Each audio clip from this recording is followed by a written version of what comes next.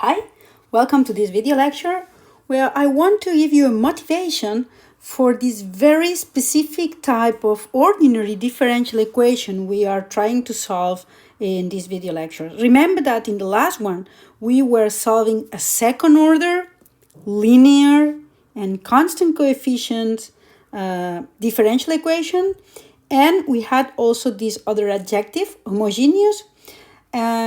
And this is a lot of adjectives. I mean, normally a future engineer like you could think, okay, is this going to happen to me? Will I ever face this type of ordinary differential equation? Does it really happen in real life? Yes. And I want to give you a problem, a motivation where this type of problem appears. Now, remember that the type of ODE we are solving is this one here, okay? Second order, linear with constant coefficients, and right now it's homogeneous. However, we will see in the next lecture to solve it also for the non-homogeneous case. Now, let me show you a real-life example where this type of ODE appears, and that's a motorcycle suspension system. You know, the mission of a motorcycle suspension system is somehow twofold. First, it must maintain the vehicle safety for the biker. If you enter into a bump in the road, you need to be safe, so you really need something to keep you back in your initial position. And you also need some comfort. You also need to have some comfort when driving your bike. So you need safety and comfort. And the suspension system, in order to do this twofold mission, has two important components. The first one is the spring, okay? This spring absorbs the energy that comes from the mass displacement. The mass here, of course, is the biker. Could be, 70 kilos person, for example.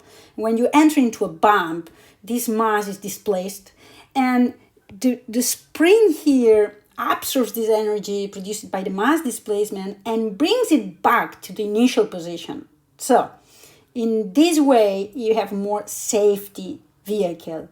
However, this has an associated problem, and it's the appearance of oscillations. And in order to solve that, you have another component, this one here, which is the shock absorber or damper. This one will give you the comfort. It will damp the oscillations introduced by the spring, okay? So, in order to model this suspension system, we use this mathematical model or this physical model, which is given by a mass that comes from the biker, spring, and a damper, okay?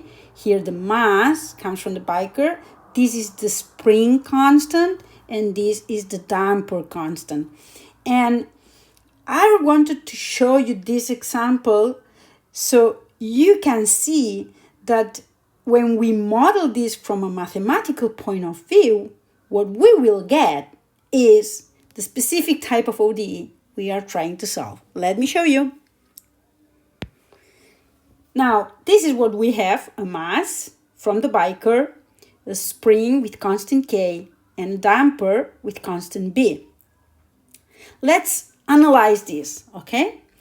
Now, here we will have very important governing equations. The most important one is, again, second Newton's law. Force equals mass acceleration. Now, in this example, x, t, is the displacement, okay? So, acceleration can be written as the second derivative with respect to time of the displacement. Now, which forces are acting here? Well, I have two forces. The spring is making a force that is always proportional to the displacement, but with opposite sign. This is very well known and given by Hooke's law. And there is another force that is done by the damper. The force done by the damper is proportional to the velocity. So velocity is the first derivative with respect to time, but in opposite direction to the velocity, okay? These are all the forces that are acting in this problem right now, okay? So if we write here the second Newton's law, the sum of the forces that come from the spring and the damper should be equal to mass times acceleration, okay? So this is the model of a motorcycle suspension system, and of course we will need initial conditions of the problem. We will need to know the initial conditions, which are the initial displacement and the initial velocity of the problem. Okay, now if we rewrite this properly, just writing the term that depends on x prime prime, the term that depends on x prime, and the term that depends on x, oh, what do we have here? This is the second order linear with constant coefficients ODE. You can see the mass, the damper constant, and the spring constant. They are constant coefficients. And right now it is homogeneous. If there was an external force acting here, this would not be homogeneous, but right now this example is homogeneous and this is 0. So you can see a pretty example where this very specific type of ODE appears. And if we are able to solve it, we can model how the motorcycle suspension will behave. So we can really design the best suspension system to have what we want. Maybe we want a lot of safety but less comfort if we are racing. Maybe we want a lot of we want a lot of safety and a lot of comfort if we want to just road in the streets. Yeah, so we want more comfort. So let's see what happens when we solve this ODE. The first thing is to, let me go back. If I want to solve this differential equation here, okay, remember that in the last lecture, what we did is to divide everything by the coefficient we have here. So that will lead us to this other ODE.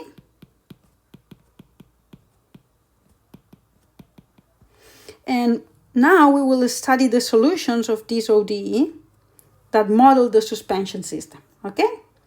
Now, as we saw in the previous lecture, in order to solve this type of ODE, we need to solve the so-called characteristic equation, which is nothing else but a parabola equal to 0 equation.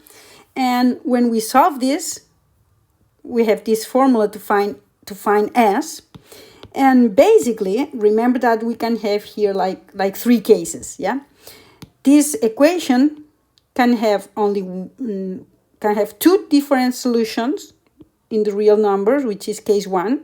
This is when we have S1 different from S2 and both of them are real.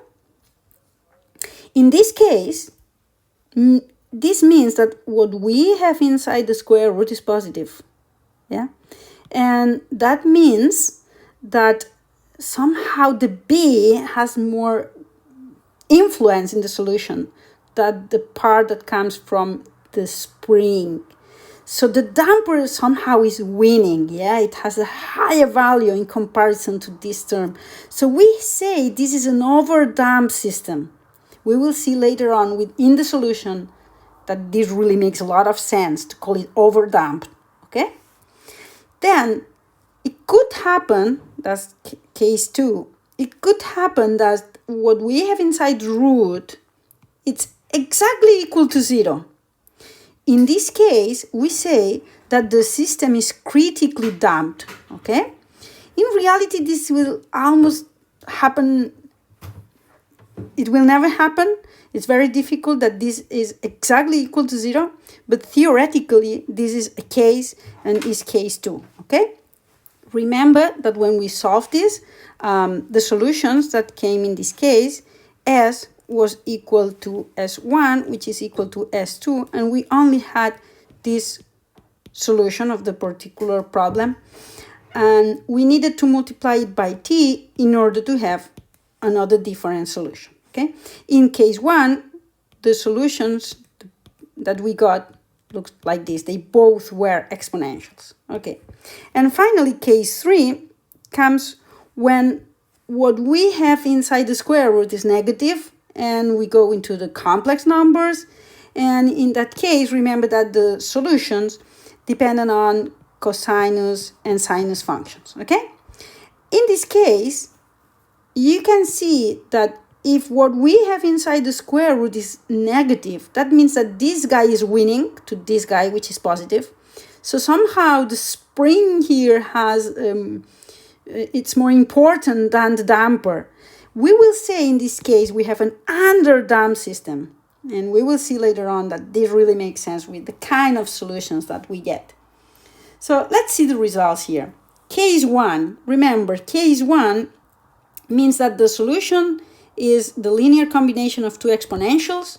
And for this particular case, we know that both S1 and S2 are negative values. We can check that case because we are assuming that if we are in case 1, this term that is inside the square root is positive.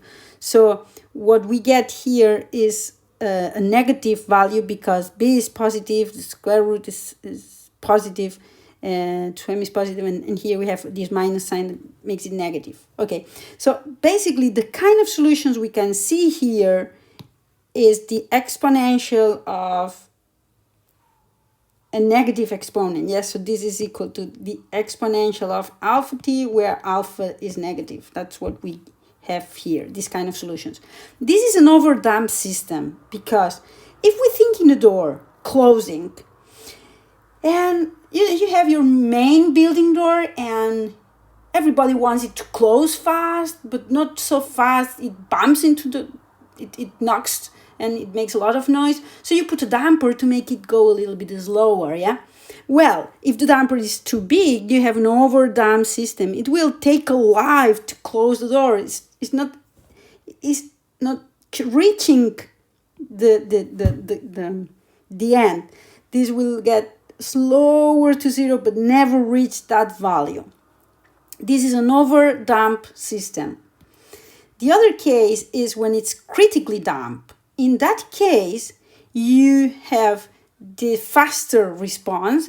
If we think in this example of the door, it will shut very quickly in the minimum amount of time. That's the kind of door you want in your main building. No thief is able to go into your place because the door will close very fast without shutting. And the third case is when we have the underdamped system. This is when the term that is inside the square root is negative, and that means that the type of solution we have involves cosinus and sinus function. And that's why we get these solutions we can see here that are oscillating.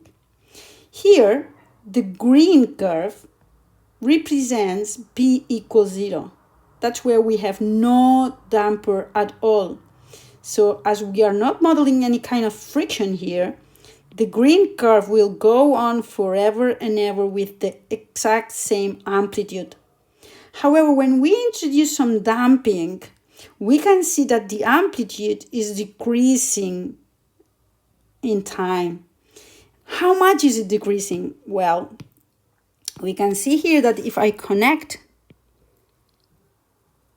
the crests here, we can see that this orange curve I plotted is the amplitude of this cosinus and sinus function, and it is associated to the exponential of alpha t. Remember that alpha is negative. So what I plotted here is how the amplitude of the cosinus and sinus function is diminished because of this exponential multiplying both of them, because this exponential is decreasing, yeah, because alpha is negative. So the underdamped system, if I try to make this comparison with the door, would be the restaurant door. You know, the waiter goes to the kitchen through that kind of door that just goes back and forth until it really shuts down. And this would be this example. We have this harmonic oscillator and this type of solution, which is called underdamped. The damper is too small to really damp the oscillations faster, okay? So this is what I wanted to explain today, to motivate a little bit about this very specific type of ODE we are trying to solve. See you, bye-bye.